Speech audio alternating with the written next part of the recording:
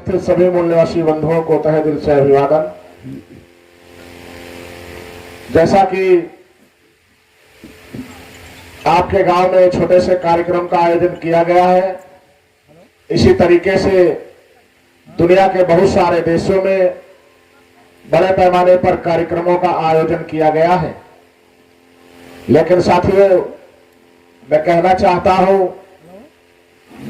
कि हमारे देश के अंदर हमारे समाज के लोग, बहुत सारे लोग जब 14 अप्रैल आता है तो उनको बाबा साहब याद आते हैं, जबकि इस देश के अंदर जो शासक जाति की व्यवस्था है, जो इस देश में दुश्मनों की व्यवस्था है, वो आपको परास्त करने के लिए, आपको खत्म करने के लिए साल के 365 दिन काम करते हैं। लेकिन हमारे समाज के लोग, जब मैं समाज के बीच में जाता हूं, अपने महापुरुषों की बात को, विचारधारा को बताने का प्रयास करता हूं, तो बहुत सारे लोग तो मिलते हैं और कहते हैं मैं सब कुछ जानता हूं, बाबा साहब के बारे में मैं सब कुछ जानता हूं। इतनी बात कहकर बात को टाल देते हैं। लेकिन साथियों, आज वर्तमान परिवेश में जो परिस्थिति इस देश की निर्माण की गई है, जो हालात इस देश के अंदर पैदा कर दिए गए हैं, जो नाइंसाफी का निजाम इस मुल्क में कायम हो रहा है, इन सारी बातों को ध्यान में रखते हुए अगर हम अपने महापुरुषों की विचारधारा को जहन में डालकर आने वाले समय में सड़क पर उतरकर विचारधारा को लेकर नहीं चले, तो आने वाला समय दुश्मनों का होगा। क्योंकि इस देश के अंदर हमने देखा, हमारे समाज के लोग 14 अप्रैल के दिन बाबा साहब अम्बेडकर की जयंती मनाते हैं और बड़े बड़े मंच लगाकर बहुत बड़े बड़े डीजे बाजा बजाने का काम करते हैं और नारे लगाते हैं, जय जय जय जय जय भीम। और पीछे से अगर धक्का लग जाए तो मुंह के बल गिर जाते हैं। यानी साल के एक दिन उनको बाबा साहब याद आते हैं, वो भी जब एक क्वार्टर अंदर पी लेते हैं तब बाबा साहब का नारा लगाते हैं। यह विडंबना हमारे समाज की है।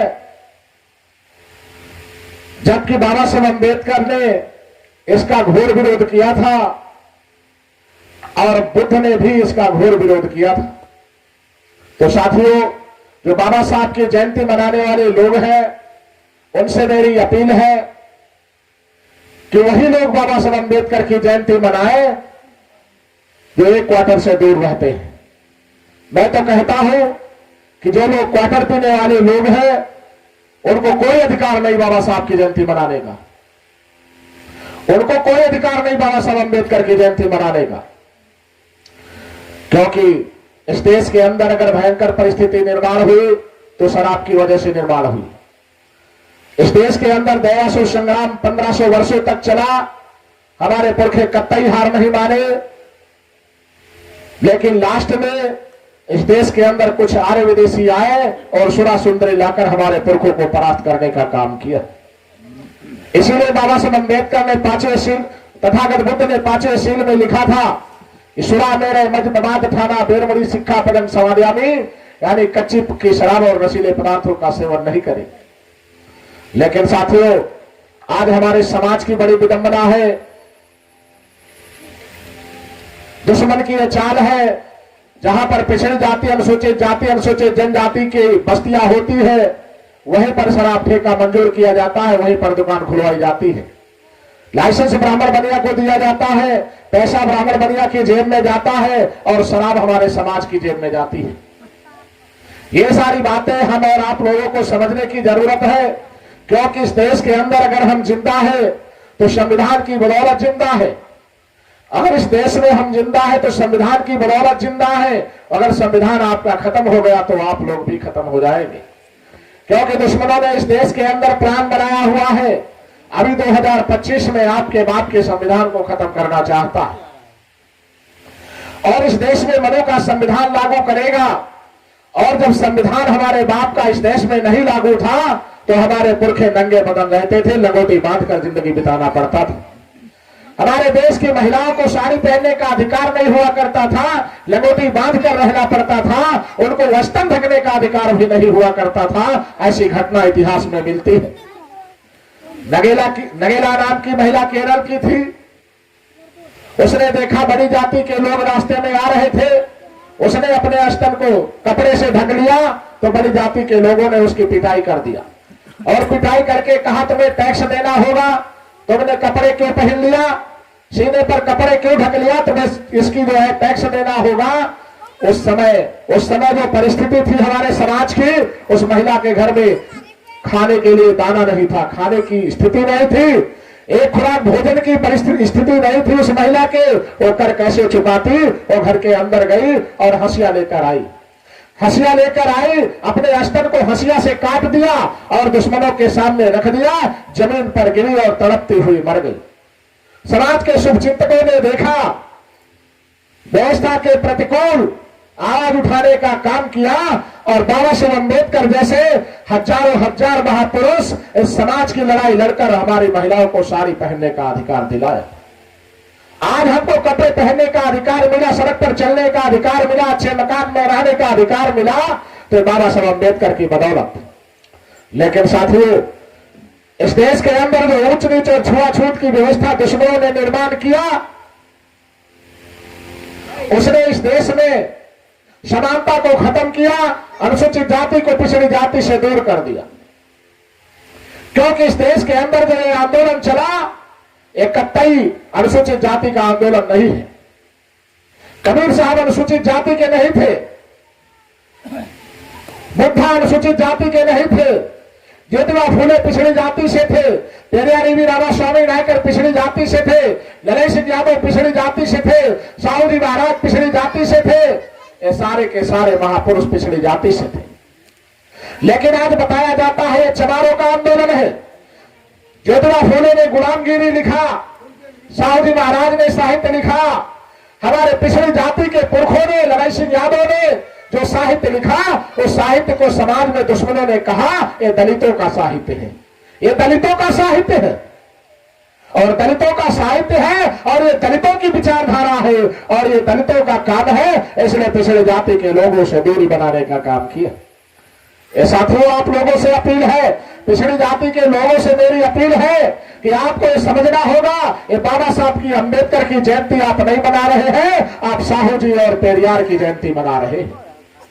आप साहू जी और पेरियार की जयंती मना रहे हैं क्योंकि इस देश के अंदर अगर ज्योतिबा फूले नहीं होते तो इस देश में साहू जी महाराज नहीं होती, और साहू जी महाराज और पेरियार नहीं होते तो अम्बेडकर भी नहीं होते।